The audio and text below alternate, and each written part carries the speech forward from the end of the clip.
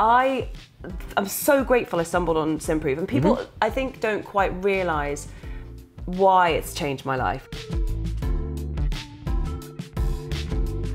I'm Sophie Morgan. And I'm Professor Simon Gaisford. And this is everything that you need to know about your gut and antibiotics. Simon, I've been looking forward to having this conversation for a while, because I, as a disabled person, but just in general, tend to find myself on antibiotics quite often. And I worry about it. I worry about the impact it's going to have on my health. I worry about my gut. I worry about all of it. And I just want to know the science behind it. Okay, so can you explain to me what happens to your gut when you take antibiotics? So the first thing is that your gut is full of bacteria, all different types of bacteria, thousands of different types of bacteria. And most of those are good, some of those are bad. And when you've got, say, some sort of gut infection, then you have some sort of bacteria there which is, it shouldn't be there. It's an interloper and it's causing some damage. So you've got to do something about it. So antibiotics are fantastic. I mean, an antibiotic is a chemical that kills bacteria, obviously. The trouble is, it'll go into your gut and it will indiscriminately kill things. There are really very few antibiotics that will kill just one particular type of bacteria. Right, so even though it's got one purpose and it might be for one type of infection, it will wipe everything out. Yes, exactly. So really the whole problems about antibiotics and gut health, and then gut health affecting everything else, is coming from this indiscriminate killing of bacteria by the antibiotics. So we don't want to worry people, and we certainly don't want a situation where someone doesn't take an antibiotic because they've been told to. That's super important to make clear. It's just that it's much better to take an antibiotic in the knowledge of what it's doing and then take some steps to try and mitigate the damage. So what are the steps? So one is, if the antibiotic says take, say, 3 times a day for a week, you really do need to do that. A lot of people will take an antibiotic for a bit, they feel like their symptoms are getting better, and then they'll stop taking the antibiotic. This is very bad. Okay, so it's really important to take the full course. What should we do if we know we're about to have, so for example, we've been told by our doctors that we've got to take a course. What can we do in the lead up and during and then post to help protect our gut? This is good questions. Lead up, nothing, because obviously that's why you've gone to the GP in the first place. Because you've got an infection. I think during, it's very important, as I said already, to take the antibiotics when stated on a packet. So for instance, let's say it says take in the morning and the evening. With or without food or something. I was going to come back, I'm coming back to with or without food. Right. So it's very important to do that. And the reason is because you've got to think what happens here. You've got a tablet, it's got the drug in it, you swallow it, that tablet bursts and the drug dissolves. The more drug dissolves, the higher the concentration. The more concentrated, the more effective something is. So usually for an antibiotic to work, it's got to have sort of a relatively high concentration. So the reason you have multiple tablets is because you take a tablet, the concentration goes up, and then as the antibiotic is being used or your body gets rid of it, the concentration comes back down again. So, okay, continuity. Yeah, there's something else someone can do which is really simple but really quite effective, which is, as I said already, a tablet's got to dissolve for the drug to be effective.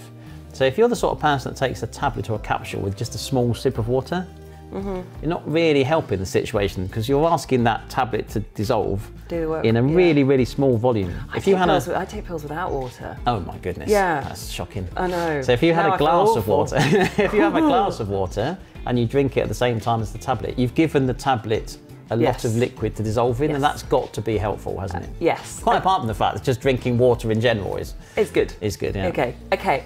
So how you take the antibiotics, when you take it, and with what? And with what. Also, if on the packet it says should be taken with food, that is actually kind of important. And it's important because normally we don't put things on medicine packets if it's not important. So the fact it's there is important. But some drugs are really not very soluble in water. And where something's not very soluble in water, it's usually quite soluble in something oily. So food usually contains a mixture of fats and water. So if it says eat with food, it's usually because the food is helping the drug to dissolve, and that's helping it act. Okay, so I've got lots of more questions. Afterwards, after you finish the course, what can you do then to repair the damage? We're starting to understand how good gut health implicates itself in all sorts of conditions, and good gut health comes back to good bacterial health. So really we want to be maintaining that bacteria as best we can. So So I think once you've stopped a course of antibiotic, it's very important to do something to try and recover your gut flora as best you can. That would be, I know this is common advice really, eat healthily. Yeah. By healthily, foods with fibre in, for instance, not processed food. I would take a probiotic supplement because if you take a properly formulated probiotic supplement, there's lots of evidence to show that that helps encourage the growth of the good bacteria and reduces the growth of bad bacteria. Right. So you think about what's going on in your gut normally. You've got thousands of types of bacteria and they're all there and they're all established. If you're an infection coming in, it's like a late arrival to a party. You know, everyone's already talking and you're trying to get yourself in there. Once you've taken a course of antibiotics, the bacteria have been shot to pieces, that party is quite sparse, and so you've got a real opportunity to take over. And so the antibiotics have wiped everything out. To maintain good gut health, you want the good bacteria to grow back as fast as possible, and certainly faster than any bad bacteria. Get that intruder out. Okay. And so probiotics encourage the growth of the good bacteria. Yeah. And I would go one step further and say I would take a probiotic while I was on the course of antibiotics. Okay. And then what I'd do is I normally say to people, don't take the probiotic at the same time as the antibiotic. The antibiotic contains a lot of drug which is going to kill bacteria, therefore it's going to kill the probiotic. So I normally say if the antibiotic says take at 8-hour intervals, take a probiotic at 8-hour intervals, but stagger them. So take the probiotic between the 2 doses of antibiotic. Okay, so I've been taking Simprove for, I can't remember a time when I wasn't taking Simprove for years. Should I change the way I drink Simprove? I mean, as you said, take it at different times to the antibiotics. Should I take more Simprove? Should I drink less? What should I do with my Simprove?